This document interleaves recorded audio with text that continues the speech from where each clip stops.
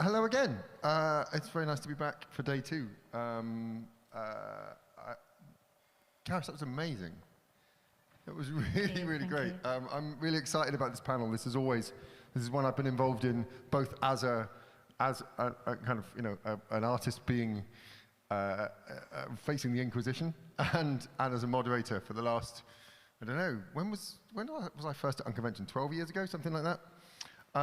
So yeah, we're gonna kind of talk about the artist experience. I guess we're gonna get into some of the stuff to do with changes through lockdown, but we've got an amazing range of experience. I was looking at bios coming in, and the length of each of your careers is quite distinct. So do you want to kind of go around and introduce yourselves and kind of tell us a little bit about kind of, I'd rather hear your history in your words rather than the bio from the website. So Cariss, do you want to tell us a bit about yourself? Yes, hi, I'm Cariss Auburn. I'm from Wolverhampton. I'm a singer-songwriter, and I started off actually just wanting to do session work, and a very kind person was like, no, you should like go out on your own. So, been writing songs and started out WCRFM, my local community and area, and went out into Birmingham, started performing with my band. And just released this EP Refraction now, and just I feel like it's a new start as well for me, because some cool stuff has happened that I kind of thought would never actually happen. So so that's pretty much me, kind of alt R&B, pop, and now I have a licensing deal with Modern Sky, the independent label Modern Sky, and writing new music now, so yeah. Fantastic. Rowetta. I'm Rowetta, I'm from Manchester. Actually, one of my first gigs would have been here at the Ritz when I was about 17. Oh, wow. With Vic Lozelle and the Professionals, and Denise Johnson, the late Denise Johnson, Primal Scream. We sang here Thursday, Friday, Saturday for a while till I had a bad marriage. But you'd need a couple of days for what I've done, so I won't go on and on. I've sung here, obviously, with Happy Mondays. Been with them now 31 years, on and off. So we're about to tour with James at the end of the year. During lockdown, it's been awful, but I have managed to work with people like Salado, Oliver Heldens, Todd Terry, and loads of superstars that I probably wouldn't have had the chance to do. So I've had a great year that way, but it's getting me really down not gigging. So right. Hurry up. We'll dig into that for sure. Chloe. Hi, I'm Chloe Foy. I'm originally from down south in Gloucestershire, but came up to Manchester for uni. I've been doing music for as long as I can remember, I guess. But I came up to Manchester to study classical music, realised it wasn't really for me, and got into the gigging scene in and around Manchester, the open mics and that kind of thing, and found a really great community of singer-songwriters at those gigs, and then have just been pursuing that since then, balancing it with working a job to make money, and so I suppose I've made fairly slow progress, and have just released my first album a few weeks ago. So, and I did that as a self-release. But over the years, I've gigged at South by Southwest, which was a big turning point for me, and Green Man Festival and Cambridge Folk Festival, and supporting Jessica Hoop on tour has also been a big kind of turning point for my career as well. Great, thank you. Elisabeth. Hi, I'm Elisabeth Elektra, and I'm from the north of England, but I live in Glasgow, and I've made music for as long as I remember. I mean, I started singing mostly on dance music when I was a teenager, and then joined some bands in my early 20s, but realized that I really needed to make my own music. And I've been doing that for a few years, and like Chloe said, it's been quite slow progress, but I finally finished my record and I put it out. I started the campaign in January last year, so just as the pandemic was starting, and then I released it in May. So it was a really interesting time, having built up over the years to this kind of point, to release the record, but actually it was really well received, and it's been a really great year for me. And yeah, so I think that was definitely a silver lining. Fantastic. There's a theme that's sort of bubbling under a lot of that about changing expectations, and you starting out with one intention and that evolving over time. Rowetta, I'm really interested in, when you started out, what did you expect from music, and what was your first target in terms of understanding success? Well, I didn't want to be a singer. I couldn't sing. I was sacked from the choir. I wasn't even let in the choir when I was a kid. My voice came from somewhere when I was probably about 12, but I was into punk then. And I just entered a talent competition. I'd sung for a lady, just all for a laugh, really. And then I started giving people like goosebumps, and people just going mad about my voice when I was just messing around. And the response that people had when I sang was like nothing. It's still like nothing else. When you get someone, when you're singing, you hear all these people singing, but they're not really singing from the heart and the soul, and I do, and that effect on people, that's what made me want to do it. Never for the fame or I hate the famey bit, or for the money. It's just what I do. I can't get another job because I always get asked to sing. So it's all I've done, brought my children, you know, and sung because people always ask me to sing. And so it's just a real gift, I just think of it as. But I was into punk, so it wasn't easy to find the right genre for me, and I write songs, but just with anybody. Now I know I can write with anybody. I do a lot of house tunes, but I write quite successfully now as well, which has amazed me, because I'm not trying. It's just what I do. So when you first got involved in house, because you were on a couple of classic records before the Mondays, were you top lining? Were you writing that as well? Yeah, Did you have writing credits on those? I almost always write. It's just the people started sampling me and not giving me any credit for years, and still do a little bit, and it's really annoying. And the big names as well, and the big records on Show Me Love, at the beginning of Show Me Love, Robin S. Right at the beginning. Boom Boom Pow by Black Eyed Peas, #1 in America for 12 weeks. They've sampled me, but they did pay me, so it's all right. Once now to the internet and stuff. When I started singing, there was no mobile phones. When I was in the Mondays the first time round, I don't know how we managed. So it's much easier for singer-songwriters now to collaborate. So was your sense of yourself in that house scene as an artist or a session singer? Which I've never been a session singer. It's always an artist. I go and do some singing, and I'm not a backing singer, and I hate being called one.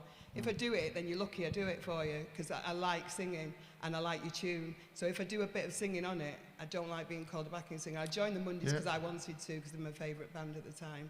But when somebody says backing singer, they might as well say blacking singer, because they don't call the white girls backing singers. Talisa, I'm sorry, but I'm a better singer than her, but they call her Talisa from N-Dubs, or Fergie from Black Eyed Peas. But Rowetta backing singer, you might as well say blacking singer. I'm not having it. So I've managed to, especially during lockdown and with the internet, make sure people know who I am, make sure they know that's my voice on those house tunes.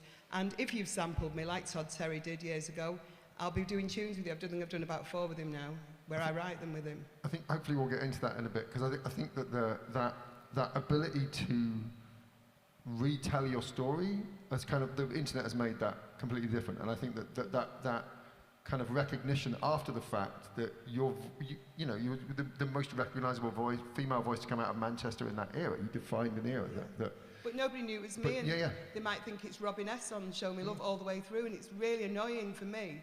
And it's not just about the financial side. I said to people, even if you don't want to pay me, just tell people it's me. My name's a small word, Rowetta. Just, I could be doing lots of albums and having loads of gigs, which is what I love to do, touring on my own, not having to do, sometimes work that I don't really need to do. I don't want to do TV, really. If you see me on television, it's either someone's doing music or it's for children in need or a BBC Music Day. I don't like doing loads of TV. It means I'm out of work. But it seems like black women in the house had a similar role to black musicians at Motown, in that the entire sound of house music is around black women's voices. It is the identity of the music, and yet you had no power. Like Martha Wash, she's on so many tunes, and people don't know her name. But I've done a tune with Salado, and I always say, and the tune before me, is Martha Wash's voice, and she always says thank you, because she's had to fight to get every penny when they've sampled her voice, and I know what that's like. But we should all know Martha Wash's name. Not Cheryl Cole's. We should know Martha Wash. Her voice is amazing, incredible, and she should be living in the big mansions and you know, sleeping with One Direction, if she wants to. Like I do, if I want to. Mine was the wanted, I think. Chloe, the really interesting bit reading your bio for me is the gap between your first single coming out in 2013 and your album just coming out very recently.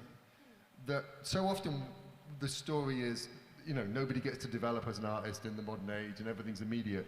And yet, for a number of reasons that, you know, you can go into whatever, that on whatever level you want, process was delayed. How did your sense of, almost like the purpose of the art for you change over that time?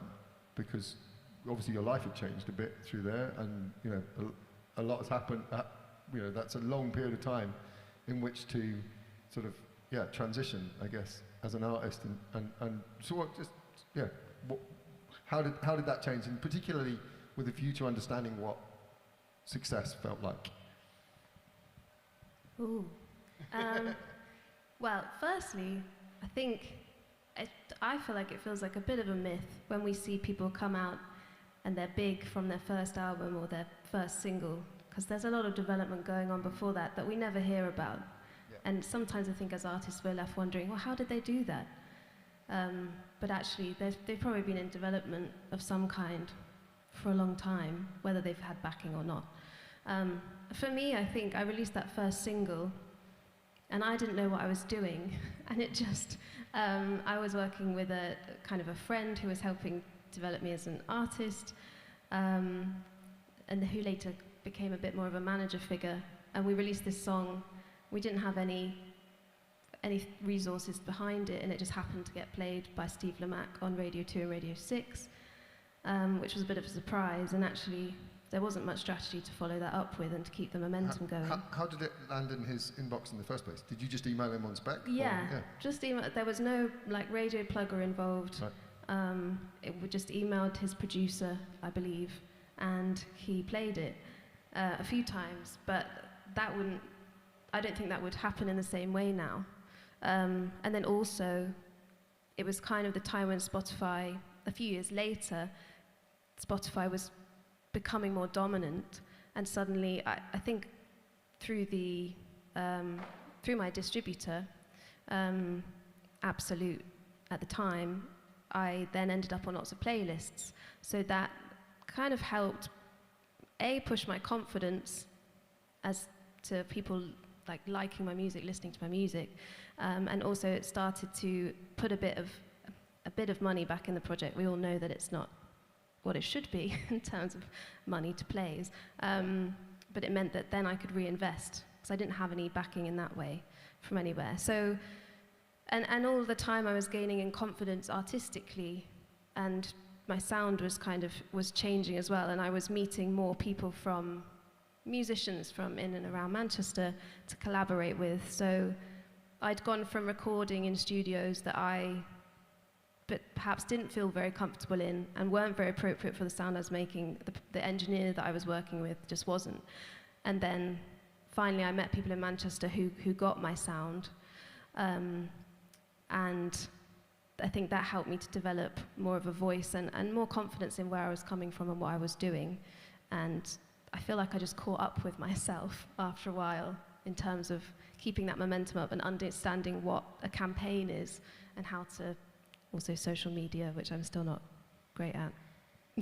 So it sounds from that like you were responding to what happened as it went along, rather than going, this is the fixed point I want to get to, but that actually sort of as events kind of unfolded for you, and it was like, oh, this has ended up on the radio, let's see what happens with that, and I'm on these playlists, and that makes me feel this way about the art, so I can continue to do it. So there's a sort of reactive. A little bit, thing. yeah. Yeah. I would say less so now, but certainly in the beginning, it was that case of I'm doing music because I love it, and it makes me feel good, and it makes me feel something. And then when it sort of took me by surprise when those small successes happened, and then they kind of came together to make me think, well, maybe I can do this. And I'm be lying if I said it wasn't a dream of mine to do it and to always, since I was young. But it was about making that possibility a reality and not really understanding the cogs that would make that happen, and learning that as I went along. And now I feel much more empowered to do that, having had those years of experience. But I think what you were saying about the myth of the kind of overnight success and how there's all that invisible stuff happening behind it, I think is really important for new artists to hear. That like you were saying about it wasn't a big plan. There wasn't a kind of, you didn't end up there because you went, I need to do this, this, this, and this in order to become a star, in order to get into a band and do this.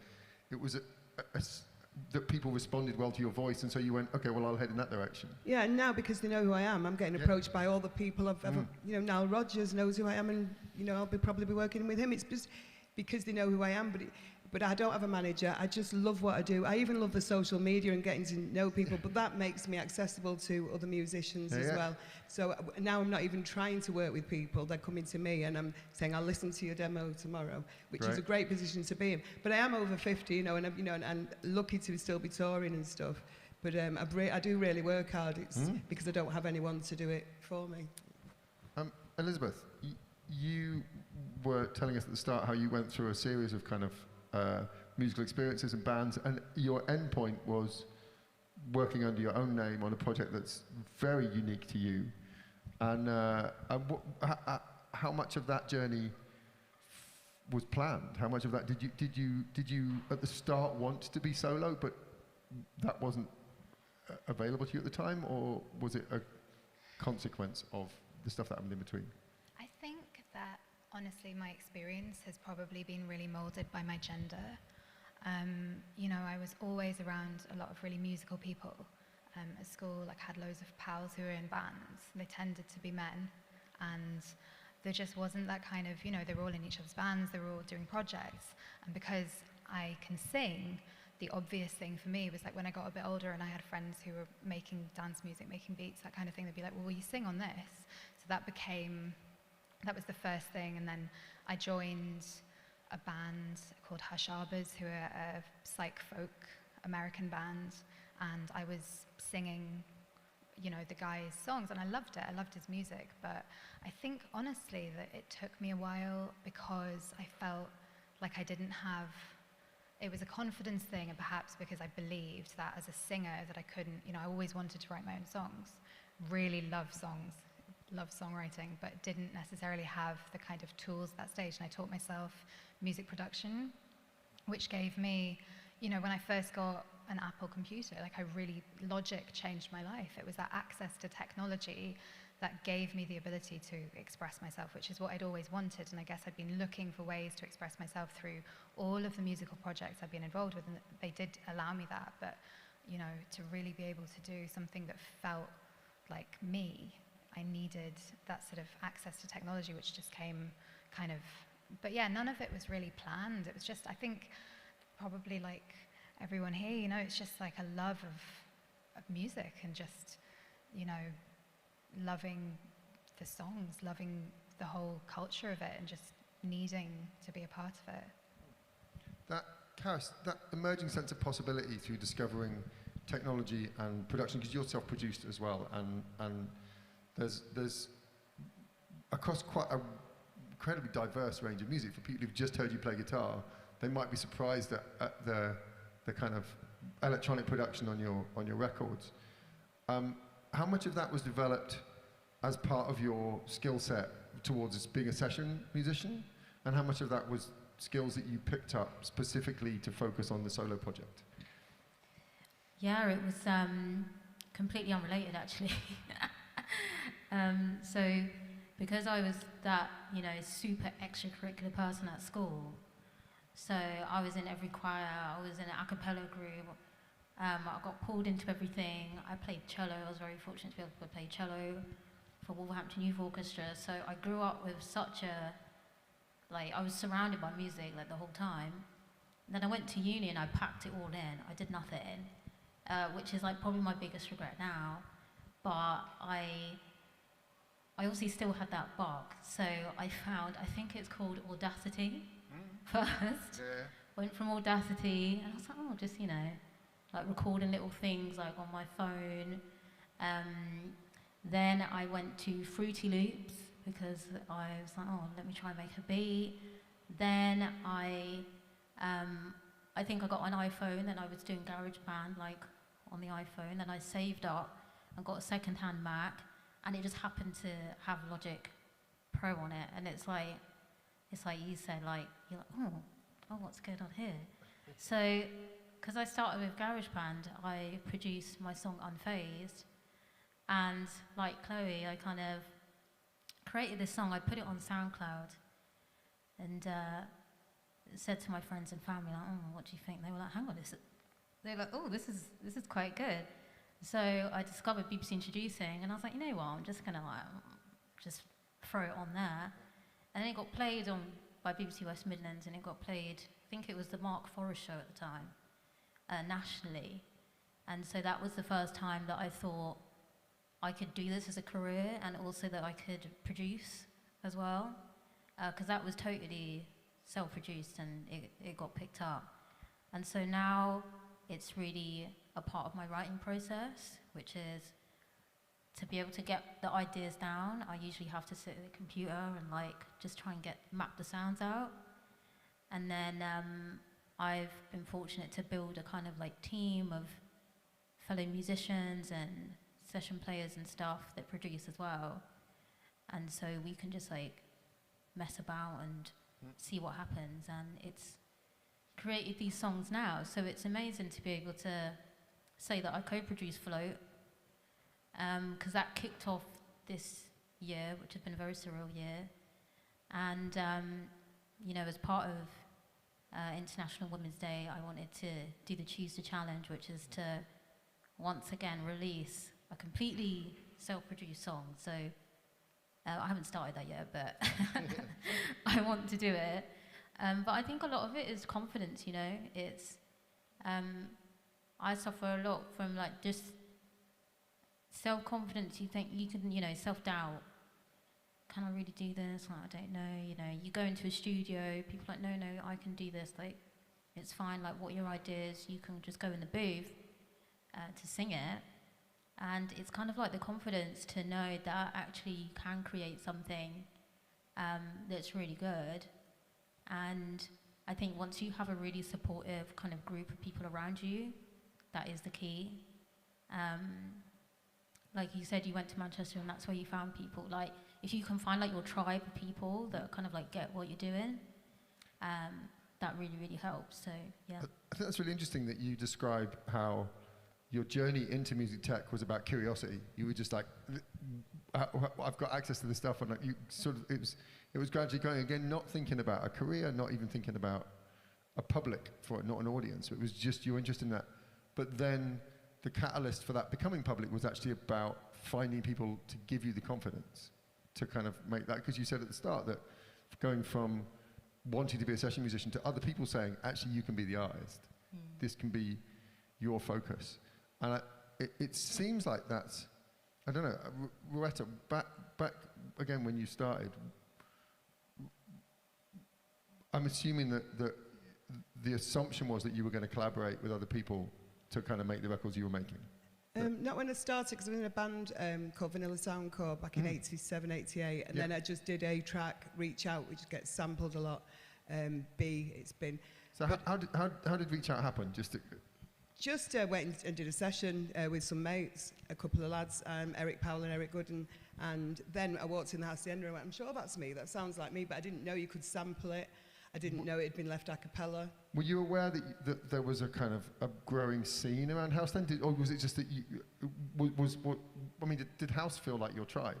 Or yeah, I don't have a tribe and I never had one, but I just don't. I found it better since I've been able to record myself, been able to almost manage myself, sort my gigs out, do everything myself, because if I rely on someone else, then I don't really, people always let me down over the years. So since I've been able to record at home and have my own studio and book my own gigs and do everything myself, I do work really well with other people, but I have to do it myself. The tribe always lets me down, whether it's the Mondays people, whoever manages those, or people sampling me and using me and not giving me my credit. But Oliver Heldens was amazing this year, just before lockdown. He sampled me, asked permission, paid me. It was on Toolroom, got an advance, but then all the clubs shut. But it's done nearly 4 million, and it's really, really helped me because it gave me a new audience. But yeah, but there's been no tribe really, not much help. But I guess in a way then a lot of the structures that are now in place, like you've had funding from the POS Foundation and things like that, that weren't there then, that's sort of built on the back of the hard work that people of your generation did to do it on their own, because it was such a toxic environment. How do you send, you couldn't send your vocals to anybody like you can now. You know, you had to go in a studio with people for a long time, whether you liked them or not, whether they were smelly. You had to go in and meet people all the time. And we didn't have mobile phones. You know, even in the Mondays, they didn't have mobile phones. So how do you get hold of anybody? How do you promote yourself with no internet? And so now it's a lot easier for people, especially I think for young girls coming up. It's much, much easier than we had it. It was hell. So I'm loving it now because we can do everything. And when I have somebody helping me, like a manager, they're not quick enough for me, or an agent. It's like, get it done, please. But so it's really interesting, I think, for people of younger generations to try and imagine what it was like when there's this the sort of the range of strategic possibilities for you had to involve somebody running a tape machine in the studio. Yeah. Like, it wasn't like you thought, oh, maybe I could do this at home. There were no computers in that way. I mean, you know, Ataris were around, but when they sampled me, I didn't know you could. Yeah. I really didn't, and then I heard it with Todd Terry did it on this Limelight, and I'm like, that sounds like me. But I really didn't know there was an a cappella on the back of a white label. But it was, I thought, like, now you can't just sample people. People still try, but you can't just do it. But back then, they did what they wanted, and singers were left behind in a way, and writers a lot, because they could. As it had always been, because Phil Spector was doing it and kind of nicking vocals up, you know, and not crediting people, even changing people's names and releasing them under other artists. Yeah. But I think that shifting sense that you can actually take ownership of it. Elisabeth, when you came to self-produce the new project, how did you decide how much of that you were going to give to other people? Did you assemble a team like Cariss is talking about? No, I have to be honest, my experience is more like Rowetta's. You know, I've struggled a lot over the years to kind of meet kindred spirits or people who I feel I can really rely upon in my career. So I've had to, by necessity, rely on myself a lot. And when I first started to produce, it was like just kind of stumbling around in the dark, you know, doing things until I felt like they made sense, looking at YouTube videos. I've learned a lot of YouTube, very grateful for that. Which I think it's important not to underestimate what an extraordinary resource YouTube tutorials are. It's amazing. I mean, you know, I've taught an entire course in Ableton at university level, which I learned from watching YouTube tutorials to then teach people at that level. It's an amazing thing to have. It is, it's brilliant. And it also, you know, it's given me also, when I did go and work, because for my record, I produced part of it and then I worked with other people. And that was interesting. I worked with men and, you know, they were really great, but I definitely still felt that there were times when, you know, I would have an idea and I was really, really strong in my idea, and maybe I just couldn't at that point quite articulate it technically myself, and it would be removed and completely changed. And I think that it's made me, for the record I'm making at the moment, I've pretty much done it entirely myself, and I'm getting someone else, a friend in, to come and do some sort of final touches and redo the drums, because I want to have that feeling of like real agency over my own music. So I think, but I think that when you're deciding who to work with, you should always, you know, go with your gut feeling, because I think if there's any sort of like weird vibe, even if someone's like, oh, you know, I love this and I think I can do a really great job with, you know, if you have any doubts or if anything just feels off, trust that, because there have been experiences I've had that if I'd gone with my gut feeling, you know, I've had people try and take my work, trying to kind of take writing credit, trying to like copying things that I've done, and I always had a gut feeling beforehand with those people that I shouldn't work with them, and I didn't trust it. So I think that's my main way of how I decide who to take on board now, who to work with. Quite picky. That's great. Chloe, your sound has, there's a version of it that is just you and the guitar, you know, and you kind of, the social media particularly allows you to center that, to kind of, to present a kind of multi-layered version of what it is that you do, both you solo and then the kind of bigger production of the record. Are you aware of that being something that you need to manage control over? That that is, again, in the way that Elisabeth's talking about, is do you produce that? How do you find the right people to actually make the music be what you want it to be? Yeah, I think it's a hard one in as much as if you're a solo artist, but you've made a record that sounds like a band record, you're generally really desperate to take that on the road. And there's not necessarily the resources to do that. So that's something I find hard because I'm really proud of the record that we just made. And I would love for the tour that we're having in October for everyone to have that full band experience. But it's also an advantage in that I can be flexible. I can go out as a solo act, me and a guitar, or a duo, or even I've done trio. I've gone out with a string quartet before, just me and a string quartet, but also we do full band. It's a bit of a logistical nightmare sometimes to decide who's going to be on what. Yeah. But I also always make sure, I mean, in terms of the writing process, I'm always writing songs, generally speaking, just me and a guitar, or me and piano. So hopefully the songs stand up on their own without the need for the fuller production. And in terms of working with people, I think, I don't like this word, but I can't think of a better one. It's been a very organic process across the years of being in Manchester, meeting fellow musicians who are into similar music as me, and they've been very happy. They're friends as well, so they've been able to lend their talents to the record, the fuller band record that we've just put out. And I also co-produced it with Harry Fausing-Smith, who's a long-term collaborator. So I'm lucky in that I've got relationships that are there's a lot of trust there. There's a lot of I don't know, I make sure that everyone who has some kind of writing credit has a writing credit, and I think that's important, and that everyone's valued in that way. Although I'm still not at a point where I can pay everyone what I would like to. Yeah, I would think most of us find ourselves at that point somewhere along the line. Rowetta, you were talking about the freedom of being able to record yourself. Yeah. When did that start? Has that been a lockdown thing for you, or did you start? No, I've just got better during lockdown, obviously, and working with better people. But it's again, before YouTube and things, I couldn't do it. I tried. I'd buy every microphone, every little desk, try and learn it, but and try and pick up tips in the studio. But I was going in the studio. But since I've been at home and able to record at home, I just write. So the minute I wake up, I have it all set up next to my bed, and then I can go downstairs and do it down there as well. I have my dog snoring on the Salado tune. And I love that, and it's sold millions again, but you've got my dog who passed away now during lockdown, but he's raring faintly in the background. And it's just been amazing being able to do it when you want and write when you want. And, and I'm really, really lucky because of the different, I work with Happy Mondays, yes, and the BBC Philharmonic I sing with a lot, and Manchester Camerata and Peter Hook. So it's keeping it all different. But at home, I do all kinds of genres of music, and I love it, and I either can pick up a guitar and write a melody, or go with these house tunes, which I've just been very, very lucky to get to a certain age and still be. Well, now people know who I am, and being able to work in this industry, which is amazing. So have you been exploring a similar thing to what Cariss is describing of kind of seeing how much of it you can do completely on your own? Well, no, we're managed by Alan McGee, Happy Mondays are, so I've always got him for advice. Right. I've got all these people.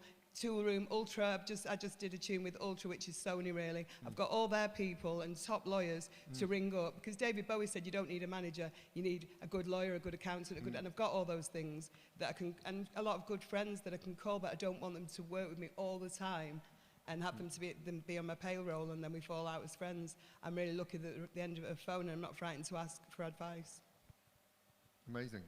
So coming back to the kind of lockdown thing, at what point did you realize that this wasn't just a kind of panicked reaction to gig stopping and start to feel like, actually, I can learn some new skills here? I've got better at it, but I could already do it about before lockdown because when we're on tour with Happy Mondays, I'm not always on tour and I spend a lot of time at home. So I've really learned which programs are best for me and which microphones, and it sounds great now. I don't need anybody saying it needs to be re-sung. So, but lockdown just meant I work with better people, like people who'd normally be away and wouldn't be able to work with me normally because they are so successful, and it's been amazing because they've all got loads of time now. Paul Weller I've done a tune with, which has been a dream, and that's, you know, probably because of the situation that's coming out very shortly, and Gary Cobain, who I adore, from Future Sound of London. So we've got lots and lots of loads of different tunes coming out, and that's been because everybody's got time to just focus on writing and not touring and not necessarily making money, but it's just been a beautiful experience. I'm sick of it now, though, and now we've just had all our gigs in June cancelled, and now we've got one in July, Happy Mondays. I've got one tomorrow as a solo, so just hoping, and BBC Philharmonic in September for the BBC 50th anniversary. So, yeah, hopefully it's all coming back together, but just, I'm being really honest here, it's not enough singers are saying it. I've just been so low.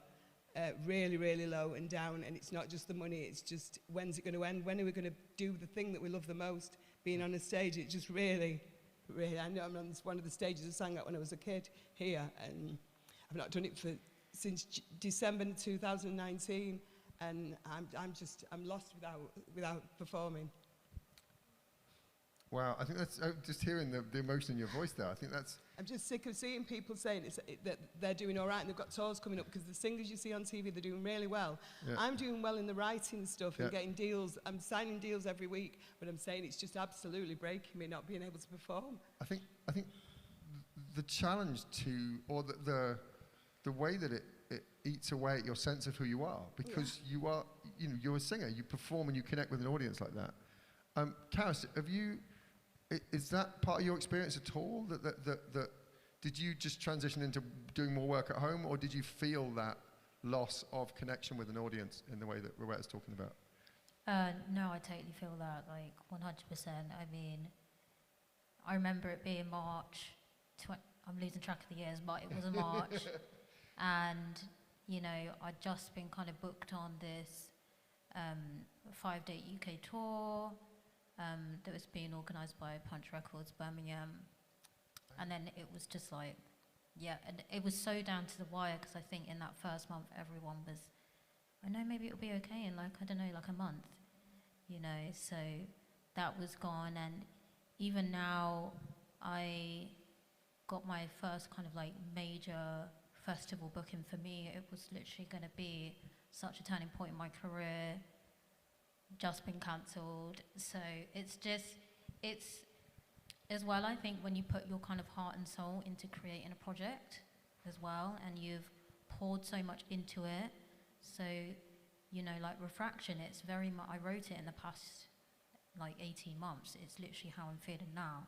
It's very much about the ups and downs and navigating that, and to have people connect with it and then not actually be able to go and like perform it anywhere is really, really heartbreaking for sure, because it feels like you have these successes online, but it's like a success in a vacuum, and then now people want the next project, and now you've got to move for the next song and the next song, and you're kind of like, oh, but you know, my baby that I created here, like, you know, what about that? So it's definitely been hard. You know, I totally get the difficulties of the logistics. I'm a solo artist.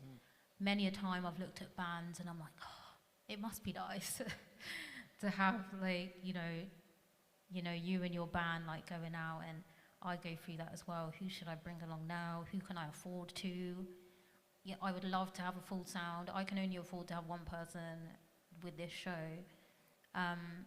But, you know, I was having fun performing with my band, and we were kind of getting into a groove, and then, then it all stopped. So, which any artist can relate to, of course. So it's been super hard, and I definitely go through times when, even now, I'll just be like, gosh, you do have moments when you're like, what is the kind of point if, you know, you can't actually go and sing and feel people's actual like reaction. It's like a real kind of fear, but I'm just trying to stay hopeful, nonetheless. But 60,000 at Wembley, you know. But we're supposed to be playing Glastonbury, and that's been cancelled 2 years running now. And yes, Happy Mondays will play it again probably next year. But it's everything to me, singing, and we can't perform, but you're allowed to have. I just don't get it. It's like they're not treating us fairly at all. No, I think it's been the disparity in kind of what's been considered safe and what hasn't has been Not been allowed to sing anywhere because it encourages people to dance. Piss off. Agreed.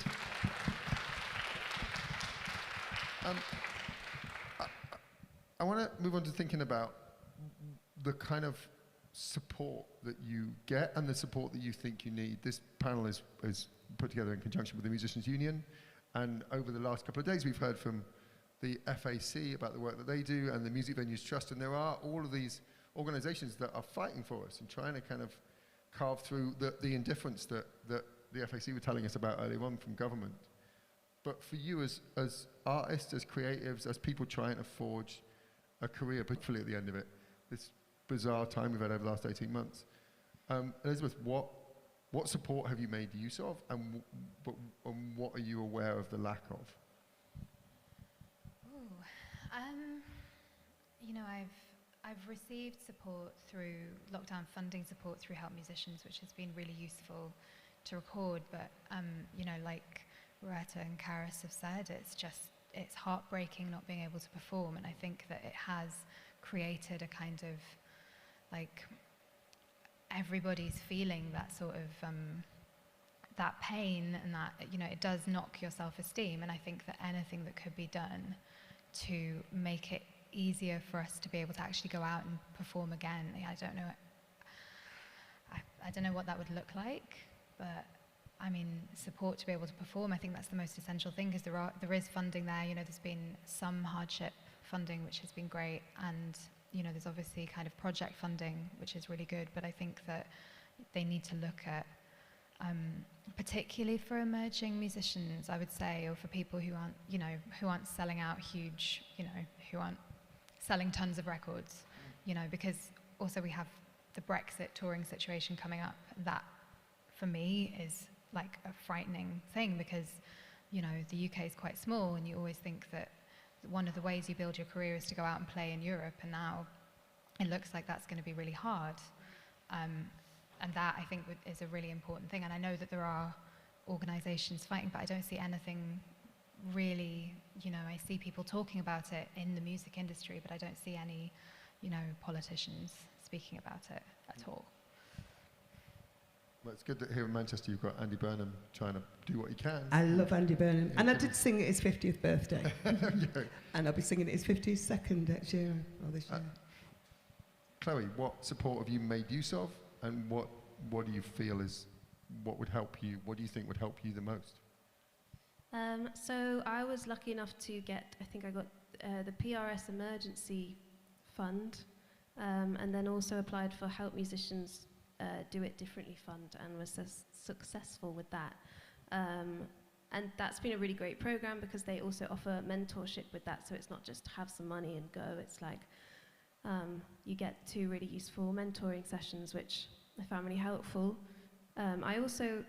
I'm with Centric at the moment for publishing, and they have an academy fund, and so I applied for that, and I was successful for that. So it's helped with bits of a campaign that otherwise would have had less resources going into it. So generally, I feel quite supported by those organisations, and it's always great having the MU, you know, fighting our corner, and getting the word out. I mean, it feels like we're talking to a brick wall at the moment, in terms of politicians. But in terms of what other support I feel I need, I think, I mean, anything that would help me to tour and it not make a massive loss is, and I know that's like a very difficult one. If we gave artists funding for all that, then maybe there'd be no money left. But I think there's options for that with the Arts Council, perhaps. But I getting things out on the road as we start to emerge will be really, really helpful. And also more of a voice from those more successful musicians for people like us that aren't necessarily there yet. I think, yes, they've signed letters and that's great, but they could be more vocal. That might put their weight behind it. Rowetta, it seems like you come from a similar background to me where looking for funding wasn't kind of how we did things. We just kind of, you got gigs and you tried to make money by playing. And it made me not ask for anything, and a bit embarrassed of asking, and these people would be worse off than me, that my children are grown now. So it's just me. So I've just spent every penny I've ever earned, really, during this, when I thought I was doing all right. Everything I've ever worked for is gone. I'm just trying to hold on to my house now. It's hard, but I've just said I can live without a house, I can live without food if I have to. I'll live without it because I've done nothing wrong here. This is just, some people are being treated completely different to us, and some buildings are being treated better than people. And I don't get that. Even in the music industry or venues are being treated differently than people.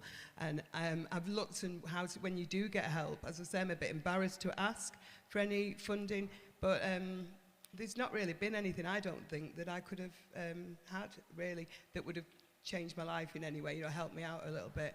It's just... Did you manage to get any of the, I'm just interested, did you manage to get any of the government's kind of self-employment kind of support? I was a limited company director, so I get very little on furlough, not enough to live on. You were one of the tens of thousands who fell through the cracks, they just didn't provide for you at all. Absolutely, and that's why I've just had to, I've not had a load of savings, but anything I've had and sell things, that's what you have to do. As I say, I'm just lucky that my kids, the key workers, and they don't live with me, they're in the 30s, so I've not had to look after anybody else, just make sure my mum's all right.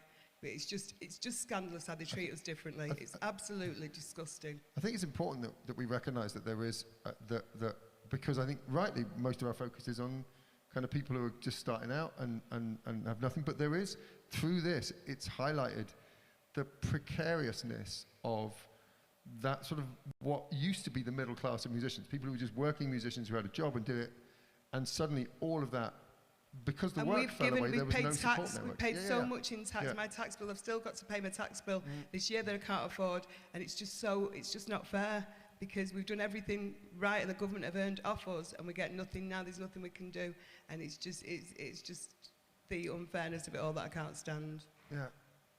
Cariss, you've had PRS Foundation funding.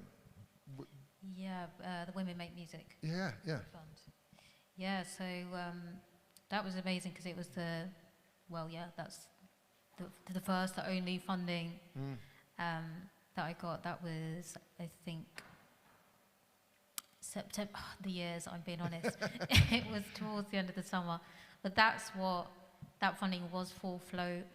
And it's not even just, I think when you're starting out, it's not even just kind of the monetary aspect, it's also the kind of backing of a major kind of national organisation that then kind of like boosts your kind of exposure, I guess, to a completely different audience. And for me, also with PRS funding, the Unsigned Guide, actually I think must be one of the biggest triggers for my career progressing, because my song Too Tired to Sleep got like spotlighted, and I think from there that's when Modern Sky found me from there, I believe.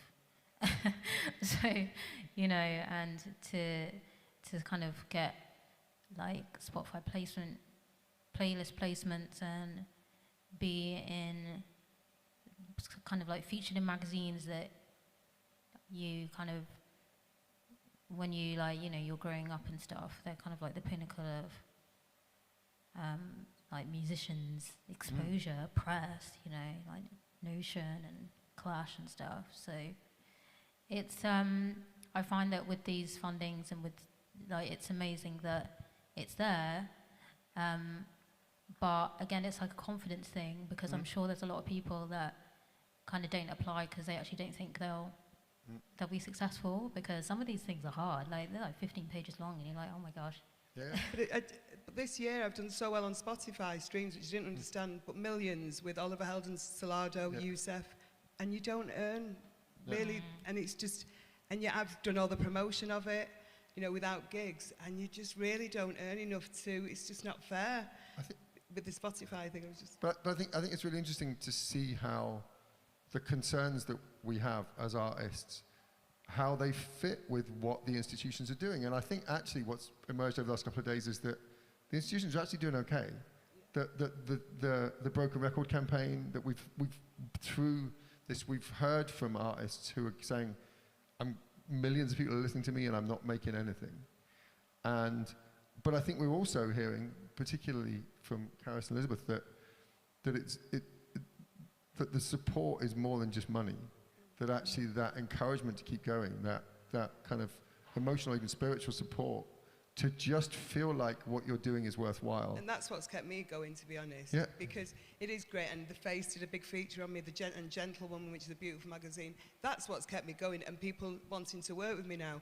But at the end of the day, it's just a shame that we've got this, and it's just getting, I think I've got a Happy Mondays gig this month, the end of the month.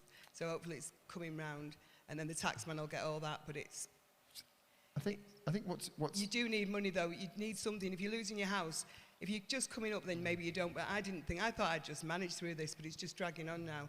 I don't want to lose my whole life, you know, because it will get you. I've never been a depressed person. My battered wife never got depressed, but this is the lowest you can feel because we can't go and work. Our life it's almost finished, some of us. I think it seems particularly tough because you've gone through this stage where the brand of being Rowetta has finally paid off. Yeah. That people are coming to you, you were talking about that, coming to you for work, and then the carpet gets ripped out from under you. Yeah, exactly. And I think that seeing that story at both ends, from people who are having to be resourceful and start making their own records at home because the network is gone, dealing with the kind of gender-based kind of weirdness that you get from dudes in the industry and pushing past that and going, well, I'll make my own records.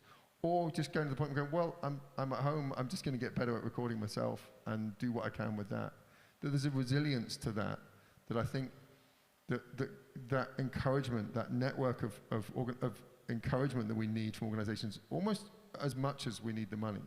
Because we do need the money. We've got bills to pay. You don't want to lose your house. I thought I could live without any, but when you're losing everything, it's like, it shouldn't be a problem because it's not a problem for everyone during lockdown. And it's just not. It's just that's what I don't like. Just how some people are doing great from this whole situation, and us musicians have really been left behind. I think that disparity is always going to be revealed in a time like this because there are going to be people who.